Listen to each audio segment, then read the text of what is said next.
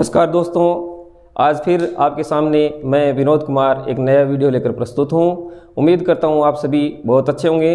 और आज का जो हमारा वीडियो है उसका टॉपिक है पाबूजी राठौड़, जो कि राजस्थान के प्रमुख लोक देवता हैं और जिन्हें राजस्थान में पंच पीरों के रूप में जाना जाता है। पंच पीरों में से एक प्रमुख जो लोक देवता हैं पाबूजी राठौड़, आज उनके बारे में, उनके जीवन में किए गए कार्यों के बारे में और लोक रंजन में पाबूजी से संबंधित मान्यताओं के बारे में हम पढ़ेंगे।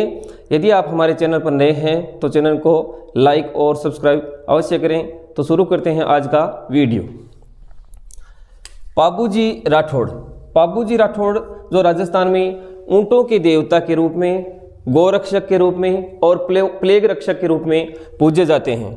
अगर पाबूजी के जन्म की बात करें तो इनका जन्म 1239 ईस्वी को चैत्र अमावस्या के दिन कोड़ुमंड जो गांव है फलोदी तहसील के पास, उस गांव में हुआ था और वह फलोदी तहसील कहाँ है? जोधपुर जिले में। इनके पिता के नाम की बात करें तो इनके पिता का नाम धांधल जी राठौड़ था और माता का नाम कमला दे था। इनके पिता धांधल जी राठौड़ मारवाड़ के राठौड़ों के मूल पुरुष राव सिहा के वंशज माने जाते हैं। इनकी बहन का नाम सोहनबाई था, जिनका विवाह नागौर में स्थित जो जायल है, जायल के शासक थे जिंदराव खिंची, उनके साथ हुआ था। इनके बड़े भाई का नाम बूढ़ो जी राठौड़ था, जिनकी पुत्री केलम दे का विवाह गोगो जी के साथ हुआ था। इनकी पत्नी का नाम सुप्यार दे था, जिन्हें फूलम दे के नाम से भी जाना जाता है। और ये फूलम दे कौन थी? जो अमरकोट के शासक थे सूरजमल सोडा, उनकी पुत्री थी। इनके गुरु का नाम समर्थ भारती था और इनकी घोड़ी का नाम केसर कालमी था। और ये जो केसर कालमी घोड़ी है वह घोड़ी बाईं और झुकी हुई पाग के लिए बहुत प्रसिद्ध है। ये जो केसर कालमी घोड़ी है यह इन्हें देवल चारणी के द्वारा गोरक्षार्थ दी गई थी और देवल चारणी का संबंध बिगनिया गांव बाड़मेर से है। जब देवल चारणी ने इन्हें ये घोड़ी दी तो जिंदराव खिंची जो इनका बहनोई था, इनसे द्वेष रखने लगा, क्योंकि जिंदराव खिंची ने भी देवल चारणी से ये घोड़ी मांगी थी, लेकिन देवल चारणी ने घोड़ी जिंदराव खिंची को ना दे करके पाबूजी को दे दी। और यहीं से जिंदराव खिंची पाबूजी से द्वेष भाव रखने लगा।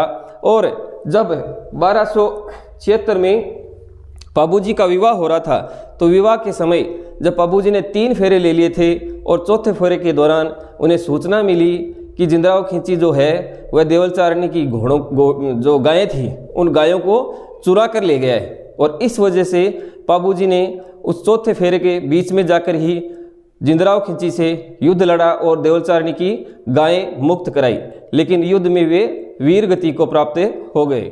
अब बात करें पाबूजी के प्रतीक चिन्ह की, तो पाबूजी का जो प्रतीक चिन्ह है वह है बाला लिए हुए अश्वारोही के रूप में। बाला लिए हुए अश्वारोही के रूप में प्रतीक चिन्ह है, जिसमें केसर काल में जो घोड़ी है उसके बाईं पाग वह झुकी हुई है। फिर देखते हैं इनका प्रमुख मंदिर। पाबूजी का जो प्रमुख मंदिर है वह कोलुमंड फलोदी में स्थित है, जहाँ प्रत्येक वर्ष चैत्र अमावस्या को इनका विशाल मेला भरता है और मेले में दूर दूर से यात्री आते हैं। इनकी पूजा, पाबूजी की जो पूजा है वो मेहर जाति के मुसलमान हैं पीर के रूप में करते हैं और हिंदू इन्हें लक्ष्मण के अवतार के रूप में पूजते हैं। आगे देखें पवाड़े। पवाड़े क्या हैं? पवाड़े पाबूजी के जो वीरता से संबंधित गीत हैं, पाबूजी की वीरता का उनमें वर्णन किया गया है। और ये जो पवाड़े गीत हैं वे वाद्य यंत्र होता है कि माठ वाद्य यंत्र। कौन सा वाद्य यंत्र है? माठ वाद्य यंत्र। और थोरी जाति के जो लोग हैं उनके द्वारा ये पवाड़े गाए जाते हैं। थोरी जाति के लोगों द्वारा पवाड़े गाए जाते हैं और पाबूजी ने थोरी जाति के लोगों को संरक्षण देकर बचाया था, उनकी रक्षा की थी, इसलिए थोरी जाति के लोग इन्हें अपने आराध्य देव के रूप में पूजते हैं। आगे बात करें पाबूजी को ऊंटों का देवता क्यों कहा जाता है? क्योंकि मारवाड़ में सर्वप्रथम जो ऊंट है, ऊंट लेकर पाबूजी आए थे। तब से पहले मारवाड़ में ऊंट नहीं थे और पाबूजी ने जो मारवाड़ में ऊंट लाए और ऊंट ला करके कुछ ऊंट अपनी भतीजी केलम दे, जिनका विवाह गोगा जी के साथ हुआ था, उनको भेंट भी उनके विवाह में दी। फिर देखते हैं ऊंट पालक जो जाति है उसके बारे में। ऊंट पालक जाति है राजस्थान में रायका या रेबारी जाति, और रायका रेबारी जाति भी पाबू जी को अपना आराध्य देव मानती है। अब बात करें पाबू जी की फड़ के बारे में। पाबू जी की जो फड़ है वह ऊंटों के अच्छे स्वास्थ्य की कामना के लिए करवाई जाती है। और जो पाबू जी की फड़ है, यह फड़ जो नायक बोपा है, बोपा जो नायक जाति का बोपा है, वह रावण हत्यावादी यंत्र के साथ इनकी फड़ को पड़ता है। पाबू जी की फड़ राजस्थान की सबसे लोकप्रिय फड़ है। सबसे लोकप्रिय फड़ अगर राजस्थान की है तो कौन सी है? पाबू जी की फड़ है, जो ऊंटों के अच्छे स्वास्थ्य की कामना के लिए करवाई जाती है।